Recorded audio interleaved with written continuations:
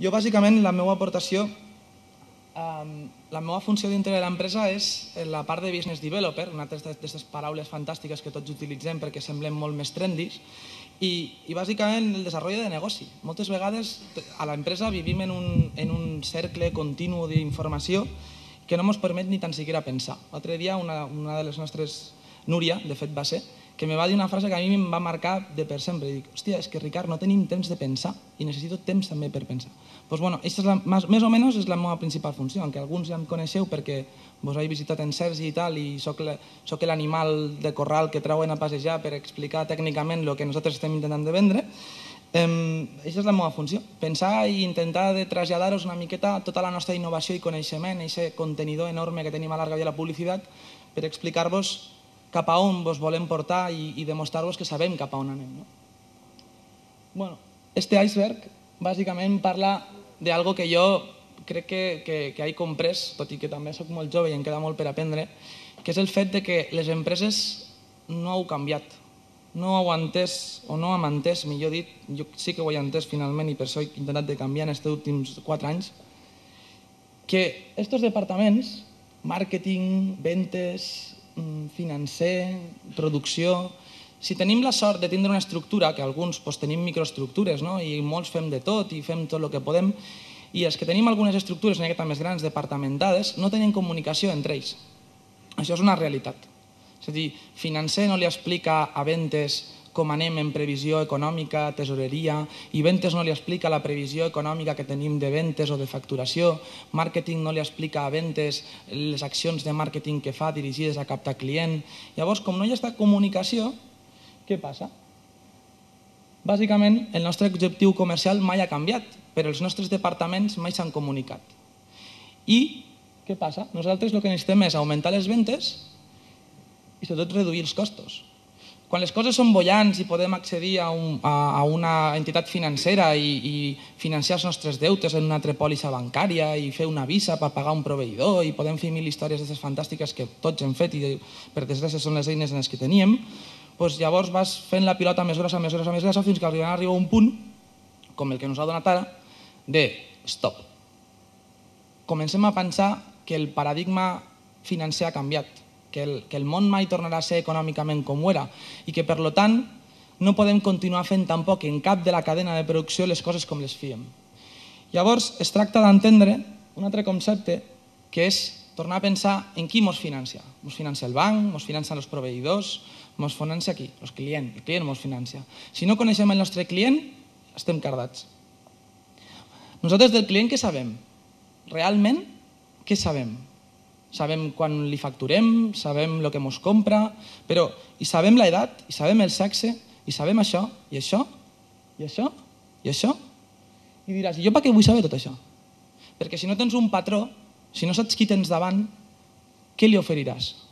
El teu producte o no adaptaràs el teu producte a la seva necessitat? O si, com dia Paco, si tenim que innovar en producte, i si resulta que el nostre producte ja no té mercat?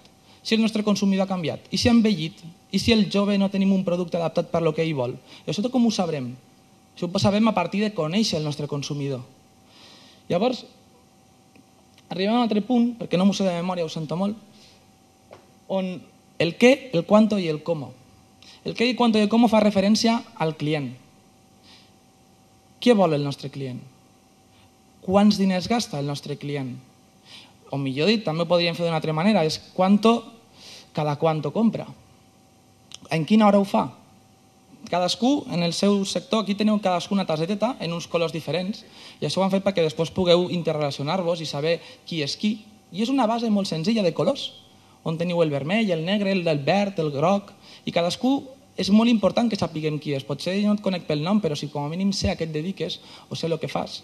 Tot això me dona informació que per almenys m'ajuda a dirigir-me objectivament cap a tu i donar-te el missatge que tu vols sentir o que com a mínim tu necessites. Llavors, anem a una altra part que seria el fet de l'error estratègic que estem cometent una i una altra vegada. Nosaltres teníem un tipus de consumidor. Imaginem que aquí tots són primeres generacions empresarials, vull dir, heu començat vosaltres i de la mitja d'edat aquí està en 35 anys. Doncs hem començat nosaltres. I partim d'una base que ens han ensenyat els nostres pares, o ens han ensenyat a les nostres universitats o a les nostres activitats anteriors empresarials, que era el consumidor. I el consumidor, segons la Wikipedia, aquesta fantàstica cosa que ha acabat en l'enciclopèdia britànica i en el coneixement tal com el coneixíem, diu: el consumidor és una persona o organització que demanda béns i serveis proporcionats pel productor o el proveïdor de servei de béns. Hòstia, que maco queda. Però després, al 2000, un tio també va escriure un llibre que es diu Crossomer, que a més vos recomano perquè és que el regalen hasta en 5 dies, el diumenge, que parla sobre un consumidor expert que decodifica els missatges. A mi les campanyes de Coca-Cola o les bombolles de Freixenet ja no m'impressionen, ja no em fan comprar. Ja no em fan comprar perquè jo he nascut veient grans inversions publicitàries i grans produccions. A mi és que ni Avatar m'impressiona. Llavors, clar, quan això no t'impressiona, significa que jo he après a decodificar el missatge que hi ha detrás. I llavors, què tinc que fer? Eixe consumidor no és el mateix al que vos esteu dirigint vosaltres. No és el dels anys 90 que foties una campanya de tele o li foties un anunci collonut i el tio venia en tropel perquè no tenien capacitat d'accedir a cap altre tipus d'informació. És un tio que entra a internet, que busca les coses, que es busca els preus. Segur que tots els que esteu aquí o heu comprat un bitllet d'avió o heu reservat una taula o com a mínim heu mirat algo concretament a veure qui opinava. Aquí hi ha gent d'hoteleria que es dedica professionalment una persona a cuidar de la reputació d'aquest hotel, que no tinga mala opinió, que siguem fàcils de trobar a Google. Tot això és el prosumer. Això és de l'any 2000. Això és un tio que va definir que hi havia un tipus nou de consumidor de l'any 2000 que començava a accedir a la informació a internet. I ara, al 2010, surt d'un altre fantàstic llibre d'estos que, com diu Paco, agafen i tornen a reinventar i ens ho tornen a mi. Imagina't si anem desfasats, que és el prosumer. Jo l'he descobert fa un any, com a molt. Bueno, en realitat, no anem a mentir, fa 3 mesos. Però imagineu-vos, fa molta por, perquè el prosumer és d'aixòs consumidors que si no opinen en el producte i no senten que aporten i si no tenen una relació bidireccional en el productor, no compren. Ja no és una qüestió de que tinguis una bona reputació o que tinguis una comunicació fluida amb mi, ja és una qüestió de que jo sentiga que el teu producte està definit per les meves necessitats i que tu has entès les meves necessitats i estàs adequant el teu producte i els teus serveis a lo que jo necessito. Això és el prosumer. I no t'estic parlant de la meva cosineta de 12 anys, t'estic parlant d'un tio de 18 anys que té capacitat de compra. És més, si viu en el pare i té una miqueta de diners, és el consumidor ara mateix perfecte. I això és el que ens tenim que començar a adreçar i tenim que començar a entendre com ens dirigirem a ell i què és el que ens està demanant. Perquè si per sort esteu com jo estava fa un any o 2 anys, estava en l'àmbit prosumer, collonut, però com estigueu en el consumidor, doneu-vos pressa, perquè si realment anem a un apalancament econòmic fins al 2016, com no siguem flexibles i no ens fiquem les piles, aquí no sobrevivim ni la meitat dels que estem sentats. És a dir, hi ha que començar a entendre que això està canviant. I que mos agrada de no, perquè l'altre dia, per exemple, un senyor me va dir és que jo no vull estar. Me deia, no, perquè tot això és la privacitat i és un accés a la informació. Bueno, si us explico una història podeu flipar, perquè jo tinc una història personal que al·lucineu. Però com no tinc temps, us vaig explicar una cosa molt senzilla. El consumidor, com no estigues, no existiràs. Però no és que no existiràs, que tampoc tindràs cap tipus de control de lo que opinen de tu, de lo que pensen, ni tan siquiera et veuran. Llavors, l'altre element que tenim que tindre en compte és que el nostre client és el centre de l'univers perquè no tenim finançament. No hi ha cap altra manera de generar ingressos i continuar vivint i generant i aguantant la tirada que tenim ara mateix si no és cuidant el nostre client i alimentant-lo constantment. I jo he anat a molts bancs, per desgràcia, a demanar diners. De fet, pobret, l'última vegada el vaig esquilassar, però em sap greu ara mateix, que va ser Toni Besaldú, que està per aquí sentat. I, hòstia, com els hi fem la pilota? I és una realitat, i ho fem. Per què? Perquè són la nostra via d'ingressos. I per què no li fem la pilota als nostres clients? Per què no volem saber el que volen sentir? Per què preparem uns balanços fantàstics pels bancs perquè ens puguen concedir les operacions i no ens preocupem per saber el que volen sentir els nostres clients?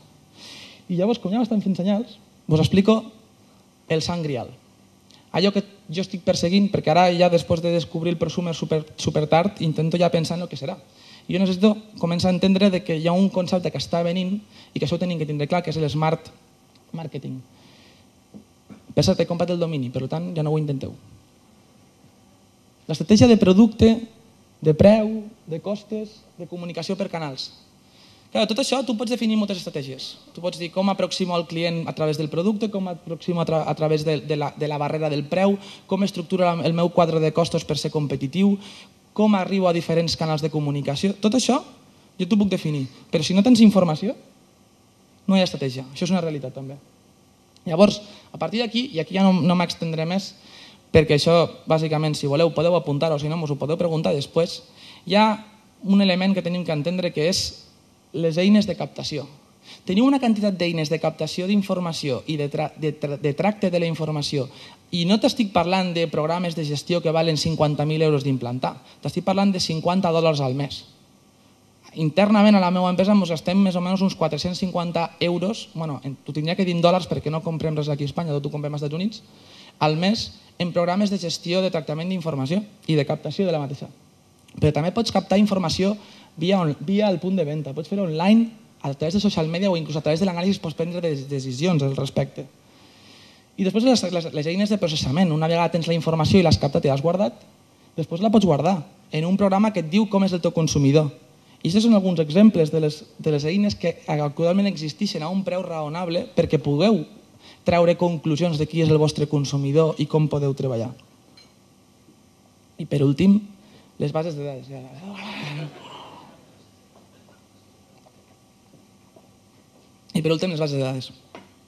Jo vos estimo molt, tots els clients que esteu aquí, però és una putada treballar amb vosaltres. El que més base de dades té, perquè puguem... Jo avui li feia una crítica constructiva a un client que li deia, imagina't que tu me dones una massa. Per mi una massa és el que m'ha donat, per exemple, Esports Arín. Ha vingut i el tio visionari, que sabia lo del prosumer molt antes que jo, me va portar una massa en la que jo vaig poder fer una pizza.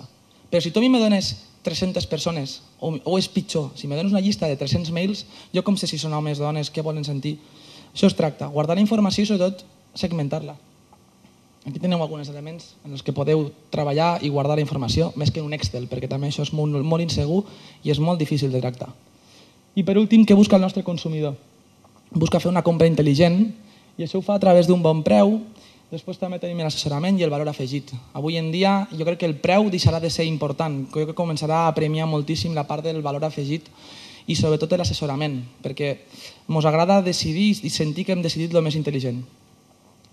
I per últim, com veieu, este iceberg, que al final ve a fer una metàfora mental de què poc sabem encara i quantes coses ens queden per fer i que accessibles són econòmicament per fer. Està el fet de, da igual lo grande que seas o pequeño, si ets local, nacional, provincial, a mi me dona igual. Jo he treballat en una empresa d'àmbit nacional com una empresa local i aquí, gràcies a Déu, he pogut aprendre i he pogut demostrar-me a mi mateix que és factible. I després, si vens per serveis o fas productes, també és igual. Realment, les regles del joc continuen sent les mateixes a escala, que és que sense informació i sense flexibilitat estàs mort. I per últim, t'has de definir. És definir-se i saber exactament a què vols anar a dedicar-te. Jo vull vendre vi, oli, mantequilla i a més vull donar classes de gourmet. Collonut, fem 4 empreses i fem 4 estratègies. Però si pretens fer-ho tot i comunicar-ho tot és molt difícil. Comunica-ho. Comunica-ho intensament i deixa un missatge ben clar dintre de la ment del teu consumidor. I després conversa en ell, perquè potser la teva comunicació no és adequada, no està calant i no agrada. I per últim, torna a aprendre, que tots podem fer això. Ahir hi ha persones de 40, de 30, de 25 i fins de 22. I totes, o ens llegim un llibre per setmana, o ens llegim un post, o com a mínim tenim l'ansietat per aprendre i renovar-nos. I això és bàsicament l'únic missatge que vos puc donar, a part de tot el que ja heu vist. Espero que vos siga útil. Moltes gràcies.